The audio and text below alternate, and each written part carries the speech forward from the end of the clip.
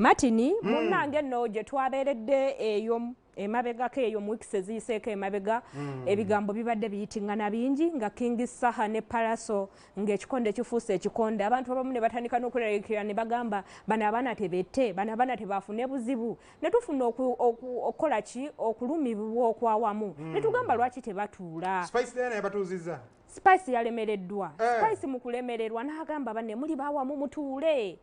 tulabe kye tuzzaako emabega twalabako Palaso ng'agenze mu chaachi ya Pastor Bugembe nayogera ne Pastor mu lujjudde lw'abantu nagaa Pastor waliwo ebyansobyeko ebitaatambudde bulungi tetumanyi ebitaatambudde bulungi nze ne mukwano gwange naye bwe kiba kyayisizza obubi bannayuganda tusaba mutusonyiwe bino tebigenda kuddamu ka video kali tekannaba na ku trendinga nnyo Saha n'avayo n'agamba gavumenti tugambe nti bino tobiraba emmotoka yange yonna eweddewo omwana najja mu comment n'amugamba kyogamba nti bulijjo kimanyi nti gavumenti ekola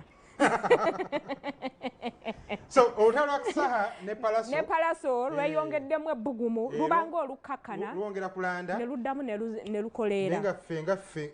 wano podium tugamba ekintu kimu twagala olutalo olwa music nti oli alese music alese tune nona akubye hit but olutalo luno olw'okulwanagana olw'okwerumya okwekosa olutalo lulimu okufiirwa ebintu tetuluwagirirako ddala era tubasaba Saha ne Palaso ekisooka bano bonna bawamu bamukwano bakuze bonna bemanyi buli omu amanyi munne kakati bino ebibatabula biyinza okuba ebitone nnyo kuchebaluubirira maaso katusuubire mujja bimaliriza ebyo nayo biggwe ate tubadde tusaba ne Saha lipo zotembeeyo ezo buli saa nyina lipo ntegeeza Jambia kuba yagiyita lipo nyina lipo nze omuntu nja muteekako Jambia ndowooza nawe wategedde nti omuntu asobola okufunziza mu kafunda kubanga emmotoka yaweddewo kati mwafunyeemu ki producer kyebanatuga nti obudde bugenze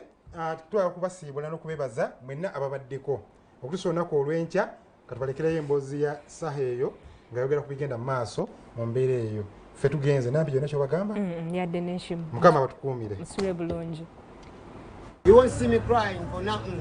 Yeah, I'm a happy soul.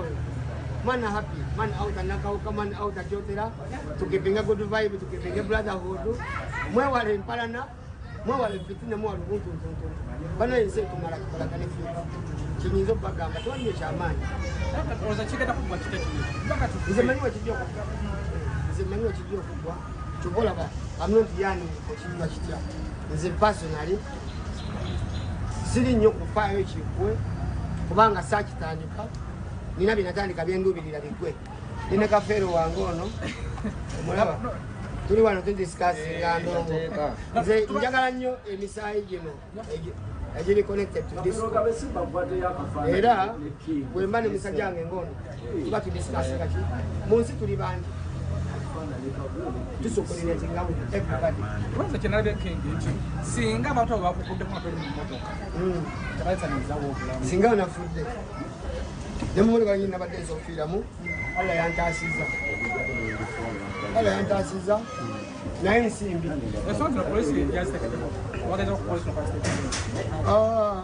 promote engege saatuuka yabiconnectinzeeko poliisi kati ngajukira nina okwewozaako lwaki saatuuka kuba ebintu so omuntu yonna yenna ali mabega wakino kubaka kimuweereza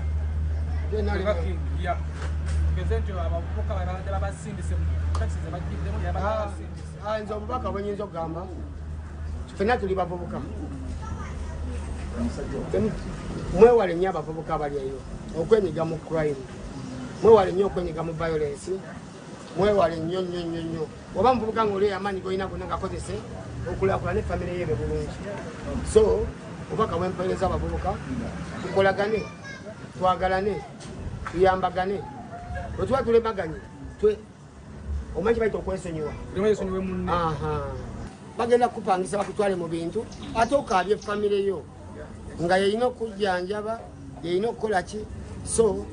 abavubuka mwewale okuba mu bintu bya violence